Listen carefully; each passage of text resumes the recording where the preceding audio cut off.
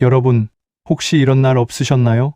밤에 충분히 잤다고 생각했는데도 아침에 눈을 뜨는 순간부터 몸이 무겁고 계단 몇 개만 올라가도 숨이 차고 괜히 사소한 말에도 예민해지는 날 말입니다. 그럴 때 우리는 이렇게 생각합니다.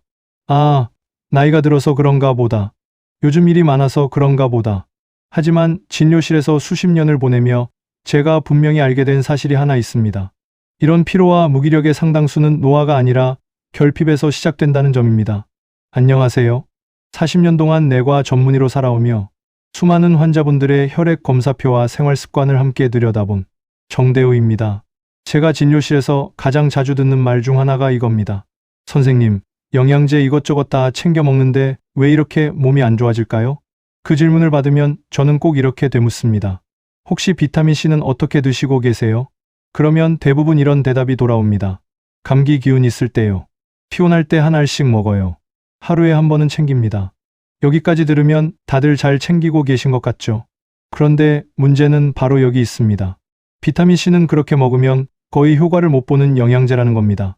솔직히 말씀드리면 비타민C는 먹는 사람과 제대로 먹는 사람의 차이가 가장 극명하게 갈리는 영양소입니다.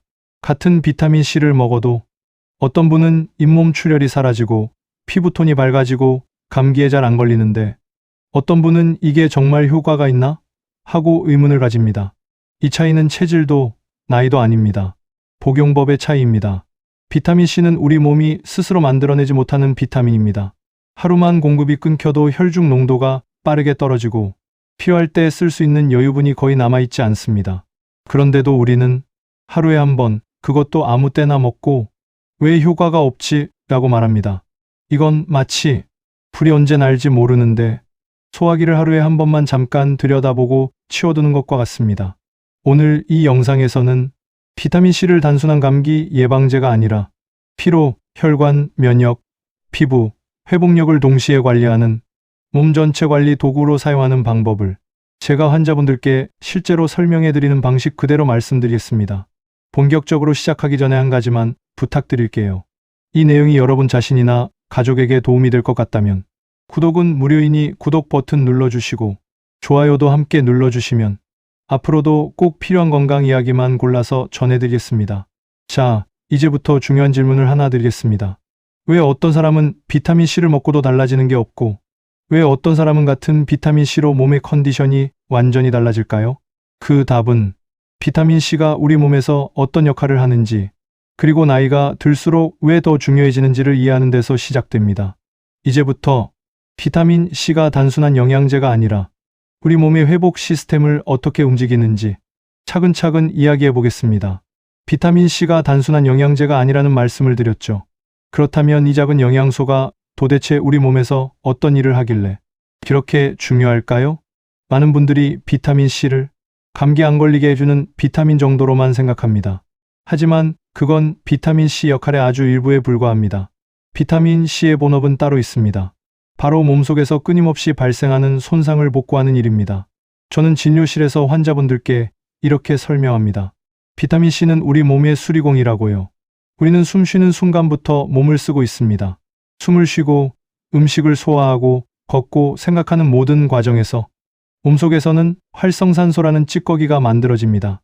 이 활성산소가 쌓이면 세포가 녹슬듯 손상되고 그 결과가 피로, 염증, 노화, 그리고 질병입니다. 여기서 비타민C가 등장합니다. 비타민C는 이 활성산소를 붙잡아 중화시키는 가장 강력한 항산화 물질 중 하나입니다. 불이 번지기 전에 끄는 소방수 역할을 하는 거죠. 그래서 비타민C가 충분한 분들은 아무리 나이가 들어도 회복이 빠릅니다. 상처가 잘 아물고 감기가 오래가지 않고 피로가 쌓여도 다시 회복하는 힘이 있습니다. 특히 혈관에서 비타민C의 역할은 아주 중요합니다. 혈관은 하루도 쉬지 않고 피를 보내는 통로입니다. 그만큼 손상도 많이 받습니다. 혈관 벽이 미세하게 상처를 입으면 그 자리에 콜레스테롤이 붙고 염증이 생기면서 혈관이 딱딱해집니다. 비타민C는 이 혈관 벽의 미세한 상처를 조용히 복구해주는 역할을 합니다. 그래서 혈중 비타민C 농도가 높은 사람일수록 심혈관 질환 위험이 낮다는 연구 결과들이 계속 나오는 겁니다. 피부에서도 마찬가지입니다. 피부가 늙는 이유는 단순히 나이를 먹어서가 아닙니다. 손상된 세포를 복구할 재료가 부족하기 때문입니다. 콜라겐 이야기를 많이 들어보셨죠? 그런데 콜라겐은 비타민 C 없이는 만들어지지 않습니다. 아무리 콜라겐을 먹어도 비타민 C가 부족하면 몸은 그 재료를 제대로 쓰지 못합니다. 그래서 비타민 C가 부족한 분들은 피부가 칙칙해지고 잔주름이 늘고 상처가 더디게 아뭅니다. 또 하나 중요한 곳이 있습니다. 바로 뇌입니다. 우리 뇌는 몸 전체 산소의 약 20%를 사용합니다. 그만큼 산화 스트레스에 취약합니다. 비타민 C는 뇌에서 신경세포를 보호하고 신경 전달이 원활하게 이루어지도록 돕습니다. 실제로 기억력이 떨어지기 시작한 어르신들 중 비타민 C 수치가 낮은 경우를 저는 정말 많이 봐왔습니다. 이건 단순한 우연이 아닙니다. 이렇게 보면 비타민 C의 무대는 한두 군데가 아닙니다. 혈관, 피부, 면역, 뇌 모두가 비타민 C에 의존하고 있습니다. 그래서 비타민 C는 있으면 좋은 영양제가 아니라 없으면 몸 전체가 서서히 망가지는 영양소에 가깝습니다. 그런데도 많은 분들이 나는 비타민 C 먹고 있는데 라고 말씀하시죠. 문제는 여기서부터입니다. 비타민 C는 먹는 방법에 따라 몸에 남느냐, 그냥 지나가느냐가 완전히 갈립니다. 같은 양을 먹어도 어떤 방식으로 먹느냐에 따라 효과는 2배, 3배까지 차이가 납니다. 이제부터 왜 하루에 한 번 먹는 비타민 C가 충분하지 않은지, 그리고 어떻게 먹어야 몸이 하루 종일 비타민 C의 도움을 받을 수 있는지 아주 현실적으로 말씀드리겠습니다. 앞에서 말씀드린 것처럼 비타민 C는 몸에 들어오면 오래 머무는 영양소가 아닙니다. 이 사실을 이해하지 못하면 아무리 열심히 챙겨 먹어도 효과를 느끼기 어렵습니다. 비타민 C는 수용성 비타민입니다. 물에 녹는다는 뜻이죠. 이 말은 곧 몸에 저장이 거의 되지 않는다는 의미이기도 합니다. 비타민 C를 한번 먹으면 보통 2시간에서 3시간 사이에 혈중 농도가 가장 높아졌다가 그 이후에는 빠르게 떨어집니다. 그리고 남은 양은 소변으로 배출됩니다. 그래서 제가 진료실에서 하루에 1000mg 한 알 드세요 라고만 말하지 않는 이유가 여기에 있습니다. 한 번에 많이 먹는다고 하루 종일 효과가 유지되는 게 아니기 때문입니다. 실제로 이런 분들 많습니다. 선생님, 저는 비타민C 1000mg짜리로 센 거 먹어요. 그런데 자세히 물어보면 아침에 한 번만 드시고 하루 종일 아무것도 안 드십니다. 이렇게 되면 아침 잠깐만 비타민C가 일하다가 정작 오후, 저녁에 몸이 가장 피로할 때는 이미 몸속에 남아있지 않은 상태가 됩니다. 비타민C는 많이 한 번이 아니라 적당히 자주가 핵심입니다. 저는 환자분들께 이렇게 설명합니다. 비타민C는 스프린터가 아니라 마라토너처럼 써야 한다고요. 잠깐 전력 질주하고 끝내는 게 아니라 하루 종일 꾸준히 일하게 만들어야 합니다. 그래서 가장 이상적인 방법은 비타민C를 나눠서 복용하는 것입니다. 예를 들어 하루 총 1000mg을 드신다면 아침 500mg, 저녁 500mg, 혹은 아침, 점심, 저녁으로 더 잘게 나누는 방식입니다. 이렇게 하면 혈중 비타민C 농도가 급격히 오르내리지 않고 몸이 하루 종일 일정한 보호를 받을 수 있습니다.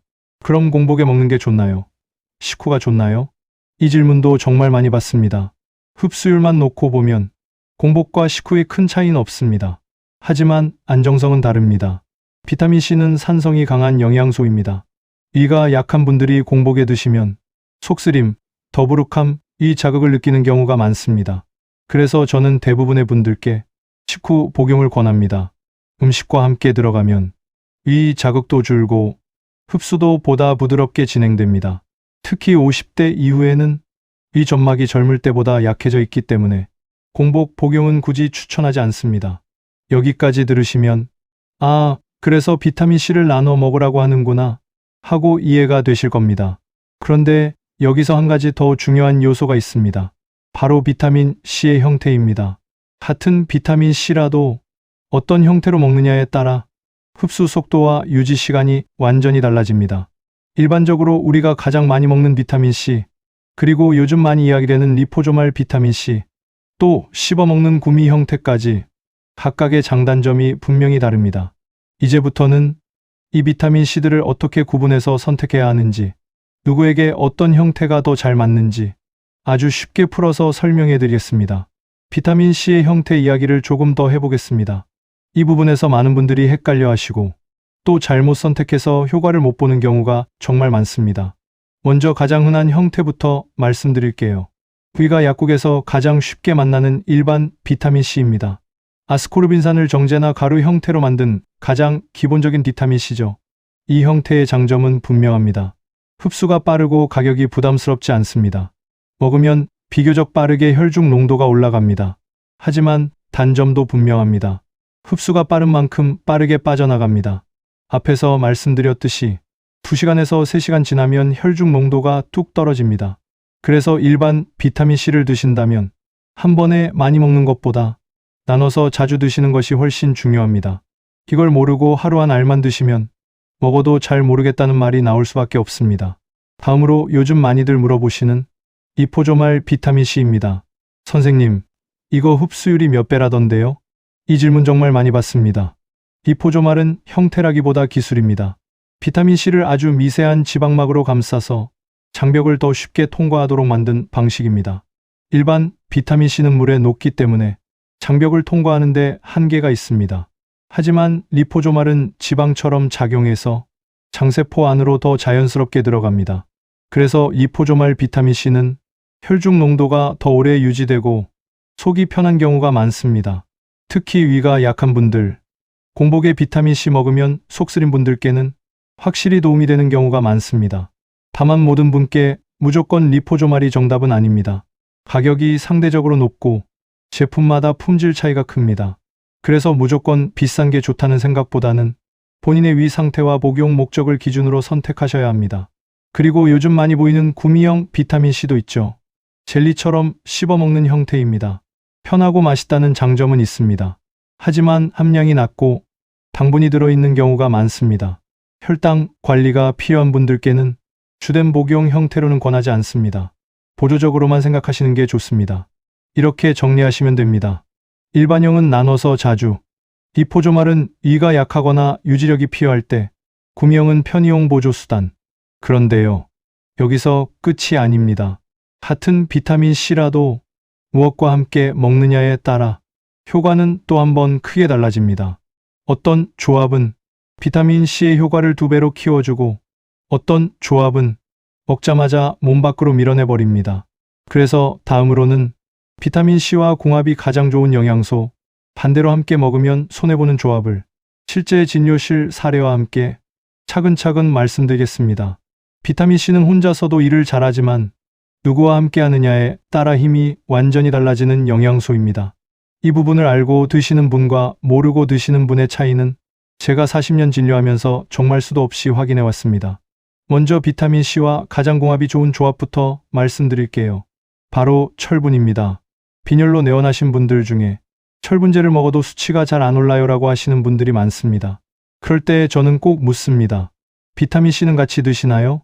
비타민C는 철분의 흡수율을 무려 2배 이상 끌어올려줍니다. 특히 식물성 철분은 비타민C가 없으면 흡수가 매우 어렵습니다. 그래서 빈혈이 있거나 어지럼증, 쉽게 숨이 차는 분들은 철분제와 비타민C를 꼭 함께 드셔야 합니다. 이 조합 하나만 바꿔도 몸 상태가 눈에 띄게 달라지는 경우를 저는 정말 많이 봤습니다. 다음으로 중요한 궁합은 콜라겐입니다. 피부 때문에 콜라겐 드시는 분들 많으시죠? 그런데 콜라겐은 먹는다고 바로 피부로 가는 물질이 아닙니다. 몸에서 다시 분해하고 다시 합성하는 과정을 거쳐야 합니다. 이 과정에서 반드시 필요한 조력자가 바로 비타민C입니다. 그래서 콜라겐만 먹는 것보다 비타민C와 함께 먹을 때 피부 재생 속도가 훨씬 빨라집니다. 특히 저녁 시간대에 함께 복용하면 수면 중 회복 과정과 맞물려 효과가 더 잘 나타납니다. 이번엔 음식 이야기로 넘어가 보겠습니다. 비타민C는 영양제로만 채우는 것보다 음식과 함께 할 때 훨씬 안정적으로 작동합니다. 대표적인 음식이 키위, 귤, 오렌지, 딸기, 파프리카입니다. 이 과일과 채소에는 비타민 C뿐 아니라 플라보노이드와 식이섬유가 함께 들어 있습니다. 이 성분들은 비타민 C가 몸속에서 너무 빨리 사라지지 않도록 붙잡아주는 역할을 합니다. 그래서 저는 환자분들께 비타민 C 한 알과 과일 한 조각, 이 조합을 자주 권합니다. 반대로 함께 먹으면 손해보는 조합도 분명히 있습니다. 가장 흔한 실수가 비타민 C 먹고 바로 커피 마시는 습관입니다. 카페인은 비타민 C의 배출을 촉진합니다. 몸에 들어오자마자 밖으로 밀어내는 셈이죠. 그래서 비타민C 복용 후 적어도 1시간 정도는 커피, 녹차, 홍차를 피하시는 게 좋습니다. 탄산음료와 인스턴트 음식도 마찬가지입니다. 이런 음식들은 체내 산화 스트레스를 급격히 늘립니다. 비타민C는 그걸 처리하느라 본래 해야 할 일을 제대로 하지 못하고 금세 소모돼 버립니다. 그리고 반드시 기억하셔야 할 조합이 하나 더 있습니다. 바로 칼슘입니다. 비타민C를 고용량으로 복용하면서 칼슘 보충제를 동시에 드시는 분들 중에는 신장, 결석 위험이 높아질 수 있습니다. 그래서 두 영양제는 적어도 2시간 이상 간격을 두는 것이 안전합니다. 이렇게 보시면 됩니다. 비타민C는 철분과 만나면 피를 만들고, 콜라겐과 만나면 피부를 만들고, 커피와 만나면 사라집니다. 이제 마지막으로 남은 건 하나입니다. 이 모든 내용을 하루 생활 속에서 어떻게 실천할 것인가입니다. 아침, 점심, 저녁, 언제, 얼마나, 어떤 형태로 먹어야 비타민C가 하루 종일 쉬지 않고 일하게 되는지 다음 이야기에서 가장 현실적인 루틴으로 정리해 드리겠습니다. 이제 마지막으로 지금까지 말씀드린 비타민C 이야기를 하루 생활 속에서 바로 실천할 수 있는 방식으로 정리해 보겠습니다. 아주 어렵지 않습니다. 생활을 바꾸는 게 아니라 순서와 타이밍만 조금 바꾸는 것입니다. 먼저 아침입니다. 밤새 우리 몸은 회복을 위해 비타민C를 거의 다 사용합니다. 그래서 아침에 혈중 비타민C 농도가 가장 낮습니다. 아침 식사 후 미지근한 물 한 컵과 함께 비타민C 500mg 정도를 드세요. 이때 과일 한 조각, 귤이나 키위가 있다면 더 좋습니다. 이 한 가지 습관만으로도 아침 피로가 훨씬 덜 느껴지는 분들이 많습니다. 다음은 점심입니다. 몸이 가장 활발히 움직이고 에너지 소모가 많은 시간대죠. 점심 식사 후 비타민C 500mg을 한 번 더 보충해주면 식후 피로감이 줄고 오후 컨디션이 안정적으로 유지됩니다. 철분제를 드시는 분이라면 이 시간대에 함께 드시는 것이 가장 좋습니다. 마지막은 저녁입니다. 하루를 마무리하며 몸이 회복 모드로 들어가는 시간입니다. 이때는 흡수가 천천히 유지되는 형태가 좋습니다. 이 포조말 비타민C를 잠들기 1시간 전 미지근한 물과 함께 500mg 정도 드셔보세요. 콜라겐을 함께 드신다면 피부와 혈관 회복에 훨씬 도움이 됩니다.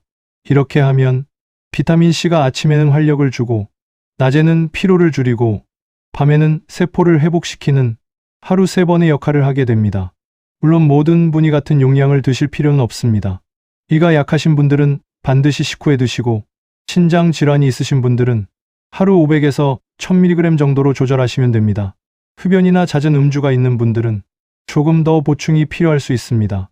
중요한 건 많이 먹는 게 아니라 내 몸에 맞게 꾸준히 제대로 먹는 것입니다. 여러분, 비타민C는 결코 특별한 약이 아닙니다. 하지만 특별한 결과를 만들어내는 아주 기본적인 영양소입니다. 오늘부터 아침에 한 알, 점심에 한 알, 밤에 한 알이 여러분의 피로를 줄이고 혈관을 지키고 면역을 살리는 작은 루틴이 되길 바랍니다. 혹시 오늘 이야기가 이건 꼭 해봐야겠다 싶으셨다면 구독은 무료이니 구독 버튼 눌러주시고 좋아요와 알림 설정도 함께 해주시면 앞으로도 꼭 필요한 건강 이야기만 계속해서 전해드리겠습니다. 그리고 댓글로 여러분이 지금까지 비타민C를 어떻게 드셨는지 또 앞으로 어떤 루틴을 실천해보고 싶은지 남겨주시면 좋겠습니다. 그 댓글 하나가 누군가에게는 건강을 바꾸는 계기가 될 수도 있습니다. 지금까지 여러분의 몸을 오래 지켜본 40년 내과 전문의 정대호였습니다.